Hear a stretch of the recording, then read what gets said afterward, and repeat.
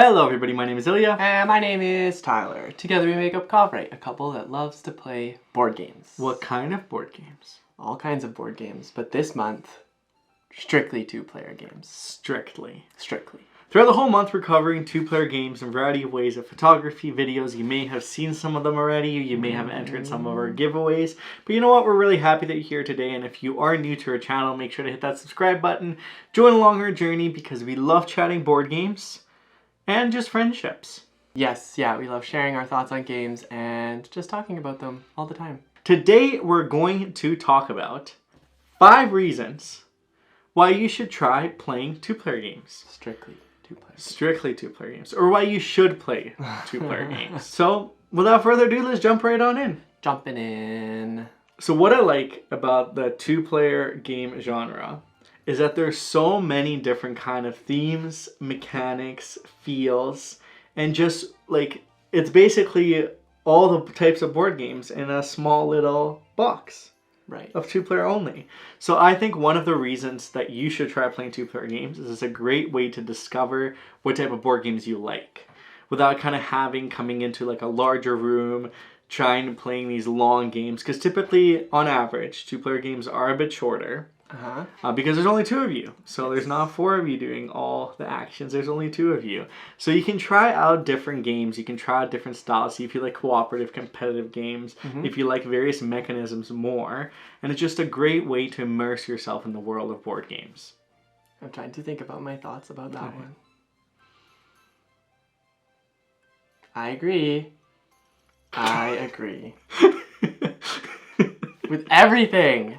Yeah, I think Ilya has a really good point. They're just like, two-player games are almost intentionally designed in a manner that like allows you to explore, I guess like that one-on-one game, duking it out kind of thing, but because there's such a wide variety of different two-player games, you can get different mechanics, different opportunities to shine through, different like strategies. You do have cooperative games, you have head-to-head games, like there's such a wide variety, and being able to explore that space, particularly I will say like with a partner, is really handy and really helpful because you can kind of gauge like what kind of games you like, what kind of games they like, and what kind of games you like playing together, or which maybe some games you should maybe avoid.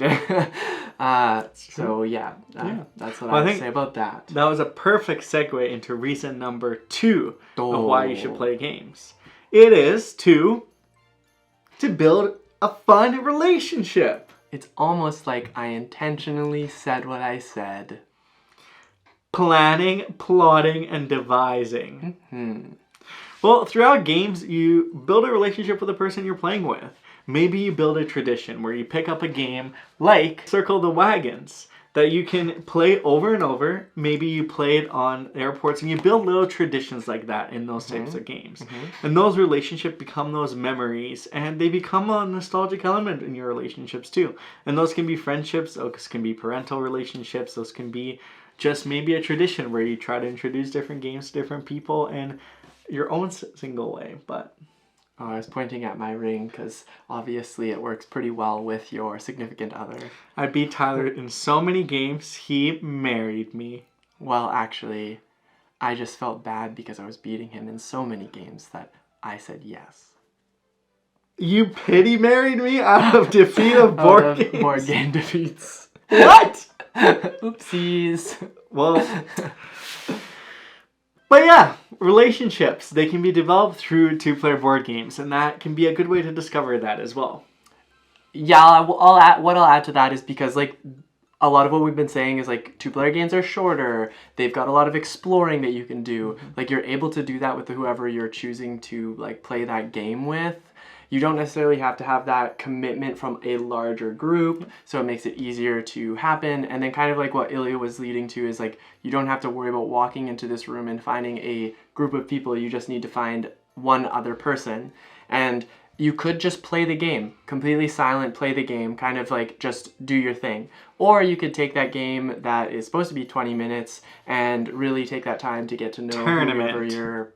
Oh. Yeah, that. Oh. I was just gonna say you could really like use it as a kind of like an Social. icebreaker or a social like aspect to what you're kind of doing. And for that reason, I will always plug board game cafes because I think they're Very fun. a great date that maybe is not thought about as much because we assume that board games are supposed to be played in larger groups, but with the right two-player game, I think you can make a great date night out of it and really, like, the first date get to know one another and also maybe try to avoid high conflict games in those cases, but who knows? Well, speaking of conflict, we're at number 3. I'm amazing at this. I'm amazing at number this. 3 is conflict resolution.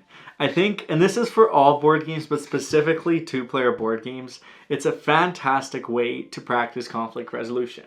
It is. Whether it's a one-on-one conflict that you're having with another player because you're getting maybe a little bit too competitive or they stole the action you wanted to take.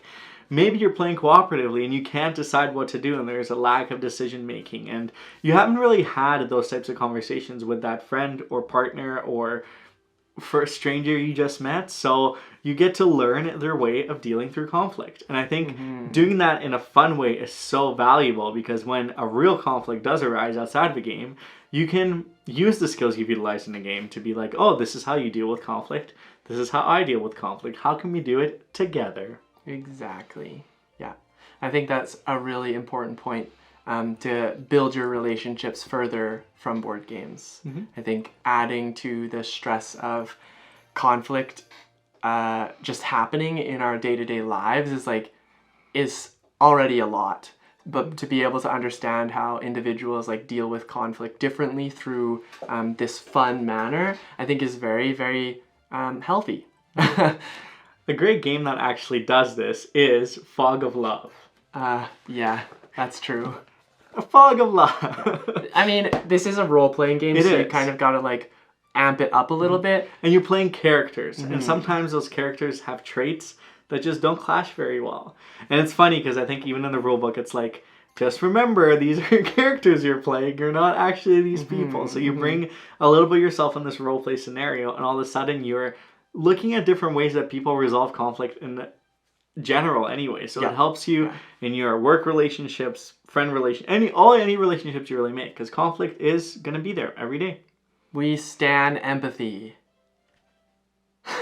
Yes. Now, the fourth reason is one of my favorite reasons, I think. And it's simply because, sometimes it's just hard to get a board game group together.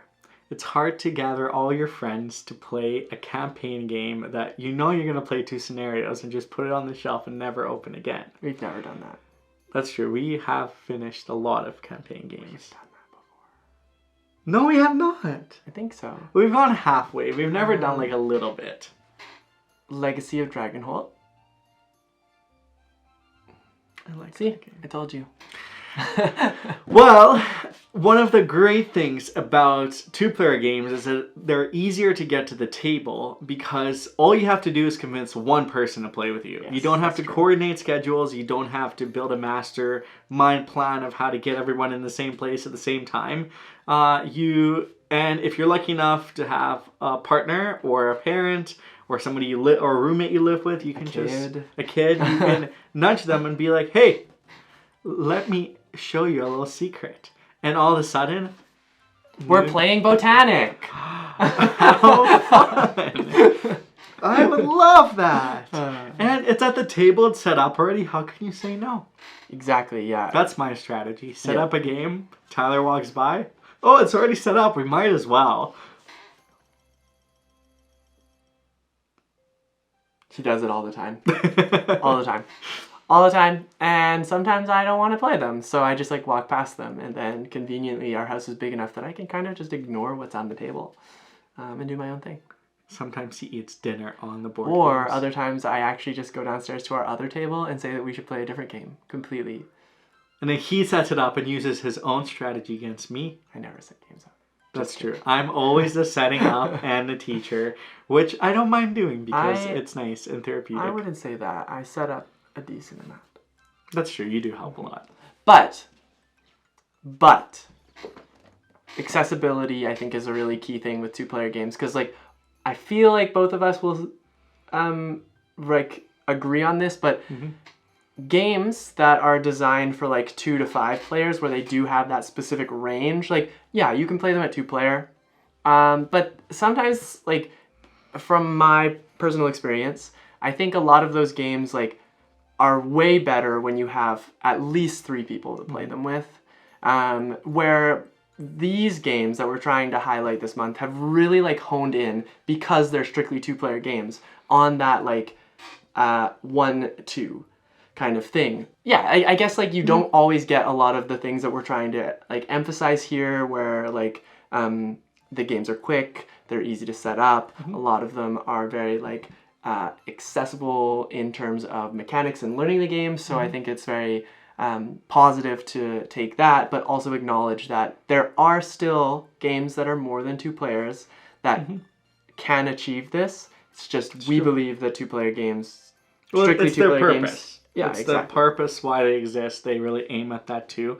Where there are games that are good, I think it's kind of a hit and miss, I find, with 2 to 5. Like, you sometimes 2 is really good, sometimes it's like, this is definitely going to be better at more players. Yes. Yeah. And last, but certainly not least, the 5th reason, and this is actually my favorite reason, is that they're really a great way to introduce other people into board games. Because we've all been in that situation, or I've been in the situation, where I'm so excited to introduce people, and we have a group of 3 or 4 of us that really like board games, and we invite one more friend who has not played a lot of board games. Yeah. And then we overwhelm them to the moon, because we're all, I'm very inclusive, and I do my best job at easing people in. All right, but this is true. Ilya just gets really excited about board games. I obviously do, and sometimes that energy is too much. However, if you're on one-to-one space, it's way easier to match that energy. It's way easier for that person to say like, whoa, too much, slow down. Where in a group setting, it's tougher to do that. All of a sudden, the group is playing the game, one person's completely lost, and then they never come to the game group again. And we hate for that to happen. We always obviously want to invite and celebrate more people in our hobby. So this is a fantastic way to be like, Tyler hasn't played too many board games before. Yes. But he really likes placing tiles and going around discovering islands. So maybe I should teach him Akrotiri. Wow. Or he's visited Paris this past month. So maybe I should teach him. Wow, look at all these Paris. games. Paris. And then all of a sudden, Tyler is in. He's wants to play. He's excited. Maybe it's a little bit a lot, but it's a one-to-one. Maybe it's a little bit a lot. Maybe it's a little bit a lot. Yeah. But we're going to slow it down. We're going to go his pace. And then he'll really enjoy it, or he'll say, hey, these games sucked. I didn't like them. And then we'll try again. Maybe it was something else that he would like. Or you can even like go a little bit further, because it's just that one-on-one situation. And you can be like, okay, well, like, if you didn't like this game, was there a certain piece of the game that you really enjoyed? Were you just too excited? Yeah. And I mean, we have the, like, I guess, privilege of having a lot of board game knowledge, and a lot of games to be able to share with folks. So, like, when we hear, if you don't like Paris, but you liked the idea of placing those tiles down, or the idea of the back and forth and the goal, even just the goal cards or whatever it might be in this game, then like there are games that we can think of that fall in those categories that then we can introduce to you again. And that's true. Maybe they are not just 2-player games at this point. It's like a good segue to be like, okay, you liked this part of Paris. There's another game that I think you would like, but let's bring in a couple more people now. And then it just gets like more and more comfortable. A beautiful board game flower that just blossoms. And if you're anything like me, even though sometimes I feel like I get a little goofy on camera, I am extremely introverted when it comes to like meeting new people, doing new things, like all of these types of things. So like being able to have that experience one-on-one would really help me segue into playing in a group setting. So I think like I'm not the only one that would appreciate something like that, and for that reason, that is our last and probably my favorite reason why you should play two-player games. Yes. And that's been 5 reasons why you should play Two-player games. Strictly DOS-player games. What did you think of them? Well, I knew all of them. They're on a sticky note right here. Were there any surprise? No surprises. Well, thank you so much for watching. Let us know why you think folks should play two-player games. And if there's a reason that you really resonated with you, if maybe you'll try to convince some others to play two-player games, feel free to send them our way because we have lots to show. You can hit that subscribe button. You can do that like button. The thumbs. And sometimes even that bell notification helps because you'll get notified when we make more videos, which we've been doing a lot of this month. Because it's strictly two-player month. So yeah, let us know if you agree with our top 5 or our list of 5 things, and give us a little bit of your insight into that. And yeah, we'll see. Should you play two-player games? Should they be banned forever? Are they controversial? Who is this guy? Anyways, that was fun. We will see you in the next one. Bye.